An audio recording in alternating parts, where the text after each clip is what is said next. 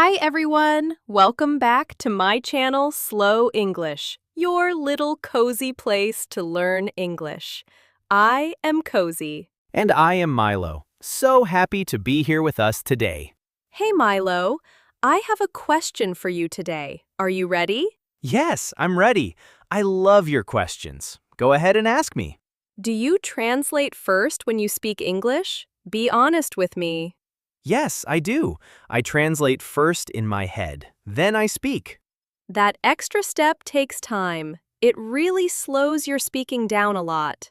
It really does. Sometimes I lose the whole sentence. It just disappears. This happens to many learners. You are honestly not alone in this. Really? I thought this problem was only mine. I feel better now. No, it's very common. Today, we fix this problem together, slowly, honestly. How do we fix it exactly? I honestly need this conversation, truly. We stop translating. We learn to think in English directly, without delay. No translation, no delay. I really like that simple idea already, honestly. So, what does thinking in English really mean? Tell me your idea.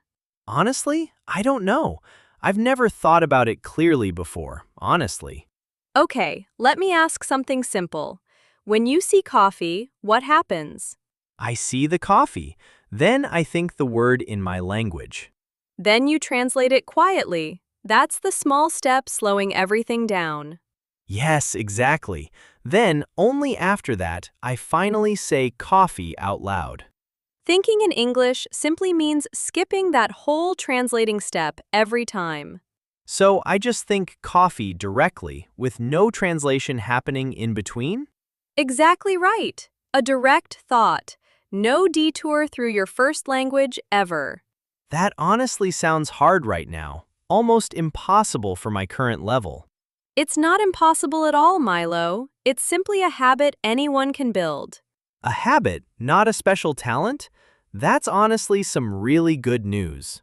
Let's talk about why we translate first. There's a simple reason behind it. Okay, why does my brain always choose to translate everything automatically like this? Your first language came first. It's simply stronger and more familiar overall. So that first language basically built a much deeper path in my brain. Exactly. It's the default path. Your brain always picks it without asking. And English, for me, is still just a newer, weaker path, honestly. Right, a path that's used far less often, so it feels harder. So my brain simply picks the easier, older path every single time. Every time, unless you deliberately train it to behave differently, slowly, daily. It's not laziness at all then, it's just how brains normally work. Exactly. Nothing is wrong with you. Your brain just likes familiar paths. Now, why does translating actually slow your speaking down so much, honestly? I mean, it just always feels slow, but I never understood exactly why. First, you think something in your own first language, deep inside you. Second, I search my memory for the correct, matching English words needed. Third, you arrange those words using proper English grammar rules, carefully, slowly. Finally, only after all that, I actually speak the sentence out loud. 4 steps, every single time you speak. That's genuinely exhausting, mentally, honestly. No wonder I feel completely drained after even a short conversation, honestly. Thinking directly in English removes almost all of those extra tiring steps. Straight from the idea in my head, directly into spoken words, instantly. Exactly, straight from idea to speech, with almost nothing slowing things down. That would honestly change everything about how I speak and feel, truly. Let's talk about how habits form, using something very simple and familiar. Okay, I'm genuinely curious. Please explain it however feels natural to you. Think about walking from your bedroom to your kitchen, back home, today. Honestly, I don't think about the steps anymore. I just walk there. Right, your feet already know the way, without your brain thinking consciously. Because I've walked that exact path hundreds, maybe thousands of times already. Exactly. Repetition built that mental path until it became fully automatic, honestly. And English words need that exact same kind of repeated practice too? The very same kind, honestly. Repetition matters far more than perfect grammar. So, small mistakes along the way don't really matter that much then. Mistakes matter far less than showing up and repeating things every single day. Patterns like what exactly? Give me a clear, simple example, please, Cozy. Patterns like I'm going to or can I get? Things you'll say often. It's honestly a lot like a garden path that people walk across daily. Say more. I think it's actually a really good comparison, honestly speaking. The more people walk it, the clearer and more visible it becomes. And an unused path eventually gets covered again if nobody walks there. So, staying consistent keeps that specific mental path clear and open, honestly. A few minutes daily easily beats one long, tiring session once a week. Now, how do we stop translating exactly? Let's go step by step. Yes, this is exactly the part I've been waiting to hear about. First step, simply slow down your thinking instead of rushing toward speed. Wait, slow down? I always assumed speaking quickly was the main goal. Speed comes later, but clear, direct thinking always has to come first. Okay, that honestly changes my whole approach to practicing this every day. Second step, think in short, simple English sentences throughout your normal day. Give me a quick example of what that actually sounds like, please. Sure, things like I'm tired or I need water. Small, everyday thoughts. So I'm basically just narrating my own ordinary life quietly inside myself. Let's try a real example using something ordinary like your morning today. Okay, sure. What did I actually do this morning when I woke up? You woke up. What's the very first English thought that comes to mind? Probably something like, I'm awake, said quietly right inside my own head. Good start. What would naturally come right after that first thought then? Maybe something like, I need coffee, which honestly happens almost every morning. Perfect. Then you walked toward your kitchen to actually go make it. Where's my cup? That's usually the exact thought running through my head. See? You're already doing this naturally without even fully realizing it, honestly. Small connected sentences tied directly to real moments throughout my ordinary day. This is living English, connected directly to your real, ordinary daily life. Living English. I really like that specific phrase. It captures the idea perfectly. Use that idea while walking, cooking, or even waiting for a bus. The bus is late again. That's honestly a perfectly natural, useful thought. Let's talk about shopping, another everyday moment where translating tends to happen. Oh, honestly, I actually hate shopping in English. It stresses me out. Why does shopping specifically feel so stressful compared to other situations, honestly? Because someone's standing right there waiting, and I suddenly freeze completely, honestly. That's because you're translating under real pressure, with almost no time available. So prepare sentences before actually entering the store, well before I need them. Exactly. Think ahead. I need bread. I need milk. Before arriving there. So I'm basically planning the sentences in advance before actually needing them urgently. Exactly. Then, once you're actually at checkout, there's far less real pressure. Because my brain already prepared everything calmly long before the stressful moment. That same trick works for ordering food too, before you even sit down. I'll have the soup, please. Practiced quietly, well before I actually need it. Try describing your own room too, or narrating small actions while cooking. Like saying, the lamp is yellow, or I'm cutting the onion, quietly? Exactly that. Simple, present, real observations connected directly to your actual life. That feels strange at first, honestly, but probably becomes normal fairly quickly. It does feel strange first, then becomes completely normal within a few weeks. Even boring moments, like folding laundry, could work well for this too? Especially those boring moments, honestly, since they're genuinely unused windows for practice. Let's connect this to driving a car too, since it's genuinely similar. Driving? How does that specifically connect to thinking directly in English, honestly? At first, you thought carefully about every single movement you had to make. Mirror, wheel, pedal, honestly. So much conscious thinking involved back then, truly. Now, do you still consciously think about each individual one of those steps? No, honestly, not at all. My hands just already know what to do. That's exactly what eventually happens with thinking directly in English over time. First, lots of thinking, but later it becomes completely automatic, like driving. Can I mention something honestly important about comparing yourself to other people? Oh, I honestly do that constantly, more often than I'd like to admit. Most learners genuinely do exactly that. It's an incredibly common trap, honestly. I hear someone speaking fluently, and I immediately feel like I'm behind.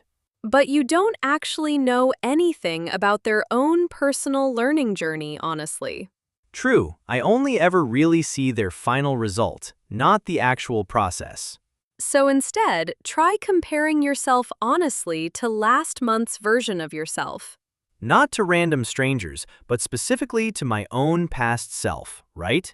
Exactly that approach, honestly, far fairer and genuinely more useful in the long run. Let's quickly talk about mistakes that learners commonly make in this process. Okay, tell me, what mistakes should I specifically try to avoid, honestly? Mistake 1. Thinking in overly complex sentences far too early in practice. So I should really just keep everything simple, especially in these beginning stages. Exactly. Simple at first, then slowly increase difficulty as you naturally improve. What's the second common mistake that people tend to make while doing this? Giving up completely after only a few days, feeling like nothing worked. Because the progress genuinely feels invisible during those very early days, honestly? Exactly. It's happening quietly the whole time, even when nothing feels different. Is there another mistake worth mentioning? Something people often overlook completely, honestly? Yes, worrying too much about having a perfect native-sounding English accent, honestly. Accent has nothing to do with the actual skill of thinking clearly? Completely separate skills, honestly. Don't confuse clear thinking with a perfect accent. Phones matter too, since literally everyone uses them constantly throughout their day. Constantly, honestly. My phone genuinely never leaves my hand most of the day. Try changing your phone's default language setting completely over to English today. It works because it creates constant, small, unavoidable exposure throughout your entire day. Notifications, settings, menus, literally everything appearing consistently in English all day long. That honestly sounds simple enough that I could genuinely try it out today. Let's talk about how real confidence actually grows, slowly, over honest time. Yes, please. My own confidence honestly feels pretty low most of the time. Confidence grows from small, repeated wins, not from one big dramatic moment. What exactly would count as a small win in this specific context? Simply thinking one complete sentence in English, without any translating happening at all. That's it? Honestly, that seems almost too small to actually count, though. Small wins genuinely add up much faster than most people initially expect. So maybe just one sentence today, and perhaps two tomorrow, slowly building. Eventually, entire thoughts start happening naturally, without you even consciously trying anymore. without me even really noticing it happening, almost like it just appeared? Exactly. Until one specific moment when it suddenly becomes completely obvious, honestly. People often ask exactly how long this whole process realistically tends to take. Yes, honestly, I really want to know that answer myself, right now. Honestly, it depends a lot on how consistently someone actually practices daily. But roughly speaking, what would you say, based on your teaching experience? Some learners genuinely notice small changes within just a few weeks, honestly. Weeks, not months? That's honestly faster than what I originally expected, truly. For small sentences, yes. Longer, complex thoughts usually take several months, honestly. People often expect instant results, but real language skills rarely work that way. Exactly right. No skill worth having is ever truly instant, honestly speaking. Let's do a quick repeat after me section together right now before continuing further. Okay, I'm ready. Go ahead whenever you're ready to start this part. Say this slowly. I'm thinking in English. Try saying that out loud. I'm thinking in English. I'm saying it slowly and clearly right now. Now this one. Small steps, real progress. Say that clearly, please, Milo. Small steps, real progress. I'm saying it slowly, clearly, honestly, right now. One final phrase. This is a habit, not magic. Say that clearly too. This is a habit, not magic. It's simple, it's honest, it's real. That's honestly the entire core idea behind everything we've discussed today, really. Let's quickly review the main ideas we've covered throughout this whole conversation. Okay, I'm ready for that review. Please go ahead whenever you're ready. Thinking in English means skipping the translation step completely, entirely, every time. Going straight from the original idea directly into spoken English words immediately. Translating happens because your first language is naturally stronger and more established. To build a new path, you genuinely need consistent, daily repetition over time. Practice during real, everyday moments, not just during formal, structured study sessions. Mistakes are completely fine, since consistency matters far more than perfection ever does. Small, consistent wins genuinely build real, lasting confidence over time, slowly, surely. And progress often feels invisible for a while, until suddenly it genuinely isn't. One final, honest thought before we finish today's episode together, Milo, honestly. Please go ahead. I'm genuinely curious to hear whatever you're about to say. This entire process isn't about natural talent at all, honestly speaking, truly. It's about consistent repetition instead, exactly like you've explained throughout this conversation. Exactly, honestly. Absolutely anyone can build this specific habit given enough time. Even people who consider themselves slow learners, like I sometimes feel though? There's genuinely no such thing as being permanently too slow in this process. Really? That's honestly reassuring to hear, especially after everything we've discussed today. Really, truly. Slow and steady genuinely still arrives at the destination, eventually. Okay, everyone, before you go, we have one honest question for you. What was the very first English sentence you thought without translating, honestly? Tell us honestly in the comments below, whatever that specific memory happens to be. Or what particular situation genuinely feels the hardest for you right now? Shopping, ordering food, phone calls, honestly, anything at all that comes to mind. We genuinely read every single comment left underneath this video, always, honestly. And one more honest question for you before we finally wrap up today. What will you actually practice today, right after finishing this specific episode? Just one small English sentence genuinely counts as a meaningful, real step forward. This was Milo. Honestly grateful you decided to spend this time with us. And this was Cozy. Thank you sincerely for listening. See you next time. That's it? Honestly, that seems almost too small to actually count though. Small wins genuinely add up much faster than most people initially expect.